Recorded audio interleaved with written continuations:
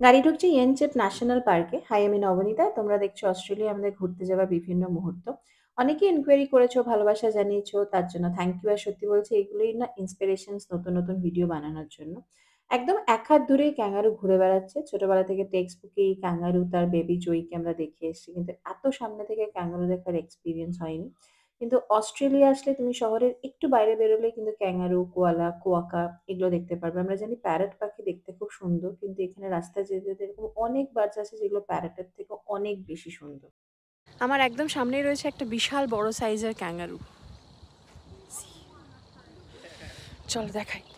যখন আমরা ইয়েনচেপ ন্যাশনাল ফরেস্টে পৌঁছালাম, তখন কিন্তু সানসেটের টাইম ছিল। সো এই সময়টা সমস্ত অ্যানিমেলদের খুব কাছ থেকে দেখা যায়। সো ক্যাফে থেকে যখন বেরিয়েছি, তখন দেখি একদম সামনেই ক্যাঙ্গারুরা কচি, কচি ঘাস খাচ্ছে। আর মেইনলি ক্যাঙ্গারু কিন্তু পিছনের পা আর লেজের উপরেই ওর পুরো শরীরের ব্যালেন্সটা রাখে।